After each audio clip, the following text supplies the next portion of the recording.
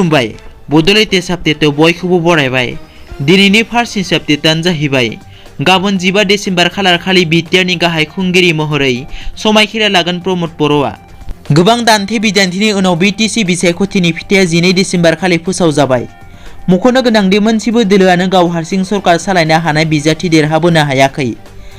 मोनथाम दोलो फारियै UPPL, BJP आरो GSP जों लोगो नांनानै गासै सा 24 गोदानै देरहाबोनो हानाय बिजाथिफोरखौ लानानै गाबोन 15 डिसेम्बर खालार खालि समायखिरा लागोन।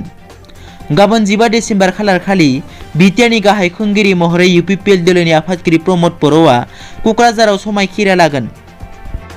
नैथियाव दङ दैबानाजों सिलिंखार आरो खुरखा जानायफोरनो सरकारा 5 लाख रां अनसुंथाइ होगोन।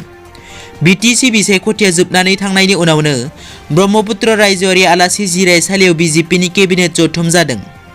बे केबिनेट जथुमनि गेजेरजों रायजो सरकारा माखासे मुंख'जाथाव थिरांथा लादों। केबिनेट जथुमनि उनाव चन्द्र महन पाटवारिया खौरांगिरिनि सिगाङाव बुङो दि दैबानाजों आबाद फोथार सिलिंखार जाजानाय खुरखा जानाय नखरनो सरकारनिफ्राय 5 लाख रां अनसुंथाइ होनाय जागोन। जायफोर सुबुङा नखर नागारनांगौ जादों बिथांमोननो 1,50,000 रां होनाय जागोन आरो जायफोरनि आबाद फोथारा सिलिंखार जादों बिसोरनो 1 लाख रां अनसुंथाइ होनाय जागोन। थामथियाव दङ 22 नं कक्लाबारि ब्याबनि UPPL दोलोखौ मोजां मोनग्रा रायजो राजाफोरा प्रमद बर'खौ रंजा बाजा बरायदों। बाक्सा जिल्लानि 22 नं कक्लाबारि ब्याबनि UPPL दोलोनि बिजाथि प्रमद बर'खौ गोबां रायजो राजाफोरा मोजां मोननानै सोलायनायनि मुङाव भट सुना देरहासार खालामदों। प्रमद बर'खौ देरहासार खालामनो हानानै आरो प्रमद बर'खौ BTRनि गाहाय मावफुंगिरि महरै मोननो हानानै CK दखरा दुलाराय बर' फरायसा आफादनि मावख'लियाव लोब लोब फैनानै प्रमद बर'खौ रंजा बाजा बरायदों। UPPL दोलोखौ मोजां मोनग्रा कक्लाबारि ब्याबनि रायजो राजाफोरा गावनि बेसेन गोसा भटखौ प्रमद बर'नो होनानै जोबोर गोजोननाय मोनदों। लोगोसे UPPL दोलोखौ सरकारा लाबोनो हादों आरो प्रमद बर'खौनो चिफ खालामनो हाबाय। इयुनावबो बिथांखौ हेफाजाब होलांबाय थागोन होननानै बुंदों। ब्रैथियाव दङ सासे DIG आबादारि सोमावसारनायखौ हेफाजाब होनानै साख्रि नागारदों। आबादारिनि जगायथि होग्रा आबादारिफोरखौ हेफाजाब होनानै साख्रि नागारदों सासे DIG।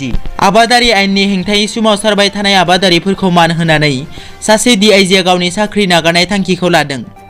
पान्जाबनि साख्रि नागारनाय बे DIGनि मुङा लखिंदर सिंह। जेरैखिजाया आबादारि आयेना मावफुंजानो मोना होननानै हेफाजाब होनानै आबादारिफोरजों हेफाजाब होदों बिथां गेदेमा DIGआ। लखिंदर सिंहनि बे बिथांखि लानाया भारत हादरावनो जांख्रिखांनाय लाबोदों। गुबुन फारसेथिं लखिंदर सिंहनि बे बिथांखिखौ खोनानानै पान्जाब खुंथाया सोमोनांदों।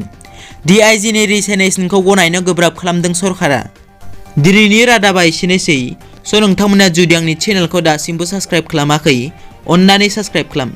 गोजोन्थों।